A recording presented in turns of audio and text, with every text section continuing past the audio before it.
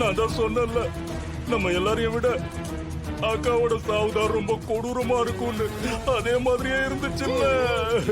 சும்மா இறையா. அத்தை அத்தை அத்தை, நீங்க பயப்படாதீங்க. ராணி பொம்மையால நமக்கு எதுவும் ஆகாது. எப்படி பயப்படாம இருக்க முடியும்? நம்ம கண்ணு முன்னாடியே எல்லாத்தையும் படம் போட்டு காட்டுறான். அது எல்லாம் முடிஞ்சு all death coming soon trailer வேற. அப்படின்னா என்ன அர்த்தம்? சீக்கிரமே நம்ம எல்லாரையும் கொல்றதுக்காக தேதி குறிச்சிட்டான்னு அர்த்தம். அக்கா, நீங்க தான் கொஞ்சம் தைரியமா பேசுவீங்கன்னு பார்த்தா நீங்களே எப்படி பேசுறீங்களக்கா? இப்போ என்னம்மா பண்றது? அது தெரிஞ்சா நான் பண்ண மாட்டேனா? சரி.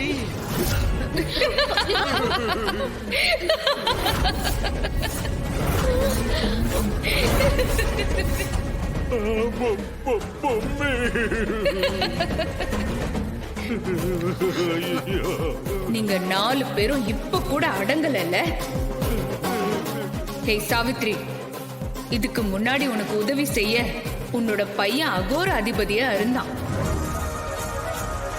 ராணியோட வயித்துல இருக்கிற குழந்தைக்கு அந்த வேடனால எதுவும் ஆயிடக்கூடாதுன்னு தான் இத்தனை நாளா நான் பொறுமையா இருந்தேன். ஆனா இதுக்கப்புறம் இந்த பொம்மி பொறுமையா இருக்க மாட்டா. என்ன சொன்ன?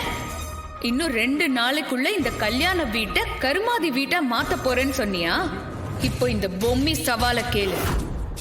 என் வேம்பு சாரோட தங்கச்சி தர்ஷினியோட கல்யாணம் நல்லபடியா நடந்து முடியும். நான் இருக்கிற வரைக்கும் உங்களால எதுவுமே பண்ண முடியாது. இப்போ உங்க 4 பேர்கிட்டயும் நான் ஒரு சவால் விடுறேன்.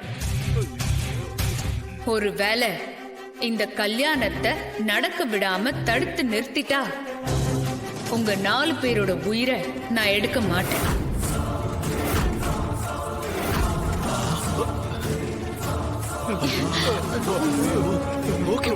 ஆனா அதே நேரத்துல இந்த பொம்மி கல்யாணத்தை நல்லபடியா நடத்தி முடிச்சிட்டா உங்க 4 பேரோட உயிரையும் எடுக்காம விட மாட்டேன்.